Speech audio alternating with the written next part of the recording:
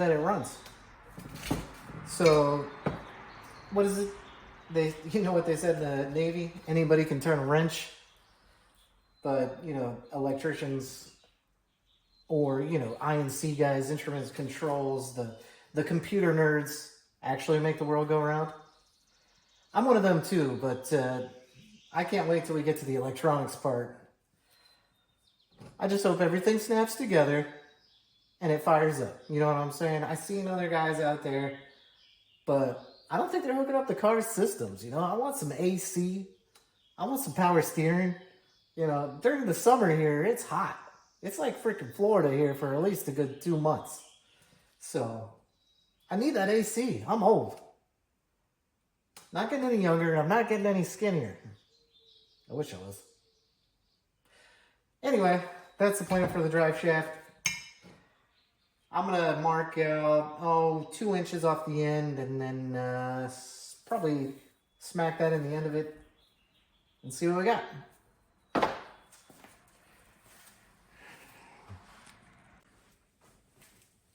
So, we have a 4L80E, and I know for a fact that the F-body guys have been swapping these things in there forever. So, you know, it's got the reputation of the heavy-duty trans, the best one from General Motors. So what I've done is I've gone and gotten a shifter from a 98 to 03 Camaro / Firebird, known as the F-body. I didn't really want to spend $400 to $500 for a B&M shifter and then cut the crap out of my center console to make it look like crap. This is kind of like a sleeper / daily driver that I just wanted to really sound good, have that V8 sound, and have that performance so I can catch people, you know, catch people on the drop that think it's just a regular V6 all-wheel drive Mercedes. It's all part of the plan.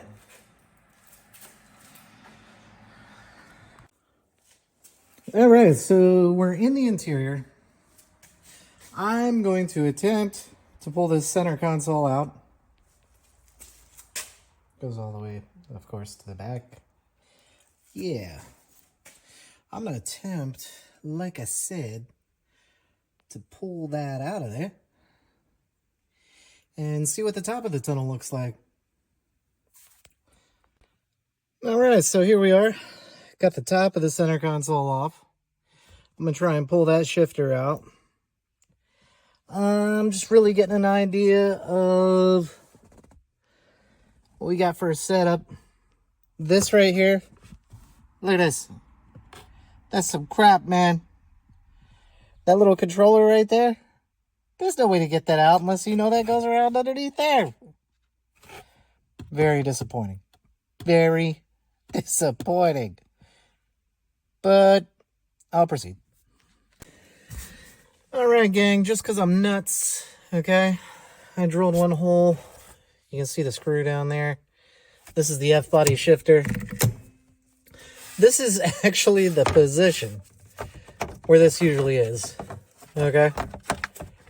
I haven't torn this apart yet, but here, let me put that back here. I got this thing floating around. Hold on. But it's almost right on the money. I almost got it perfectly. Now, I know this isn't going to fit in the shift booty. Shift booty. Can I say that on YouTube? I don't know. But anyway, there's a 4L80 shifter, right? Bolted in by one bolt in the center console. And you don't lose the cup holders. Moving on, let's talk about Driveshaft. Okay, so in the last video, I tried to articulate that I was cutting the end off this drive shaft. This is the front half of the drive shaft for the Mercedes C300. It is only a spline drive transmission and it is only splined right here.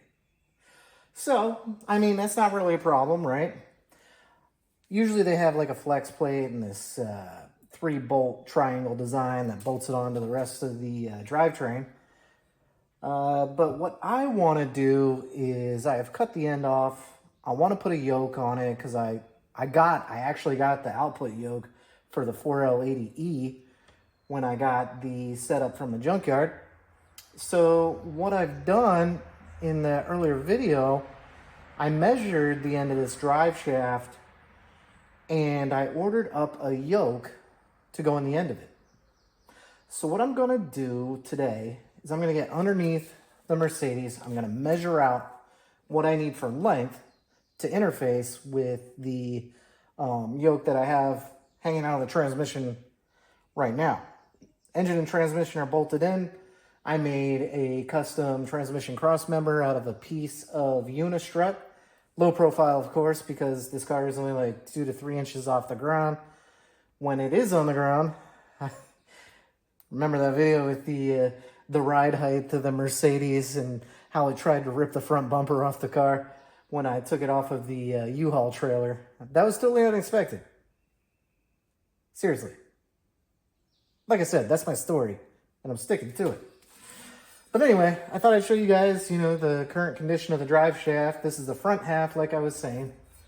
We'll look in the end here. We see probably about 2 inches of spline right there to engage with the other half of the drive shaft that goes to the rear end, also known as a diff, right?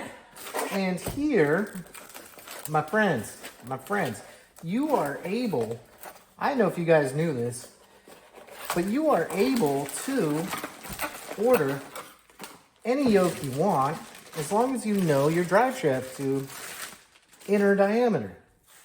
So here's the yoke I ordered. Don't know whether or not I'd have to take it down with some sandpaper or take it down with, or even take it to my buddy that's got a machine shop and he can take down the end. But plan is, as you can see right here, it practically fits in the end as it is. But plan is, and I'm hoping I don't run into this cone section, but I might. You never know. Stick this in the end, have a yoke, hook that on to my 4L80, slide that into the second half of the drive shaft, and we're off to the races, literally. I mean, putting the shifter and shift cable in, wiring up the torque converter lockout or unlock, I can't remember which one it is all that's left besides the electrical. Guys, also, I may have ordered an LS4 intake. I know, you're not supposed to do that. I know, it's a big piece of crap. But I need proof of life here. I need to make sure this thing's going to run. Besides all that, I also have to make my accessories line up, but I think I got a plan for that. Yeah, and things are coming along. I really want to get this done as soon as possible because we have car shows around where I live and want to be able to show this car off there, So what I'm going to do is I'm going to slide underneath the car, probably with a measuring tape. Of course, I forgot my dang calipers. Those are at home. In the truck, of course. And then we're going to go from there. Okay, major development. Since I'm an overthinker, and I like to measure 100 times before I cut once, because, it's my money, not a company's money, not the government's money, my money, and I'm doing this for you. It turns out, okay, I cut this drive shaft off right where the triangle Weibo interface was. I cut off right behind it. And the Weibo's probably about that thick. Then you count the bracket that bolts into the flex disc, all that good stuff, yada, yada, yada, right? Well, I was full on ready to cut another 2 inches off this tube when I was like, screw it. I'm going to throw them together. I tapped this in there a little bit with a hammer. And I was like, I'll just throw it together and compare it to what's underneath the car. It's a good thing I did that because we are almost right on the money. I mean, if this was seated all the way in, done. But now I'm going to have to go and consult with the drive shaft shop, probably take what I don't want to do, I'll probably have to take the yoke out of the 4L80E. I don't want to do that. But I'll probably have to take it to the Driveshaft shop, like I said, get a conversion drive shaft, all that good crap. But the motivation is there because mechanically, like I said, mechanically, everything will be hooked up. All that's left is installing a shifter, shift cable, the electronics, accessory, radiator, and then making sure all the wiring's good, and then we're good to go. And we're doing this all with the jack stands, and an engine hoist, which I thought we caused catastrophic failure because it's twisted like a pretzel now, but it is hanging in there. And I really couldn't have done it without that. So, Fuel System Friday, part 2, or whichever. Okay, so this is your truck injector. The pintle cap is gone. I ripped them all off and threw them away. And this looks like just enough poke for the fuel injector into the intake manifold. There is a fat, juicy O-ring on the back of this, each one of these injectors. My rigged up fuel system here rolled over. All right, as you can see, every fuel injector is in the boss. Nice and tight. I mean, it can still be turned. It takes a lot of effort, right? And the big news was when I put these fuel rails on here and shoved them in, it made that nice pop sound that fuel injectors make when they pop into the manifold. So I'm loving that. All right, coming up here, you can tell somebody rigged this together. It was me, because I don't feel like buying anything else at the moment, right? Okay, I checked these bolts out. They were $2 each at Home Depot, which makes me still want to go to my neighborhood store because these would probably be, I don't know, 75 cents each. And here we go. This is the truck, like I was saying, the truck fuel supply pipe coming into both fuel rails. That's hooked up. I took it apart, inspected it, and put it back together. It is the ugliest thing about this manifold and fuel system. My apologies. Here we have the quick release fitting that goes on there. I'm looking at possibly lopping that off so I could put like a compression fitting with the proper screw in, probably an AN fitting, so that it will match the Mercedes fuel system. But yeah, drilling out the brackets for the truck rails. Got us secured. Buying the O-rings for the fuel injectors, the fatter O-rings. Switching them out with the SK1 product code from O'Reilly's. We were all set with that.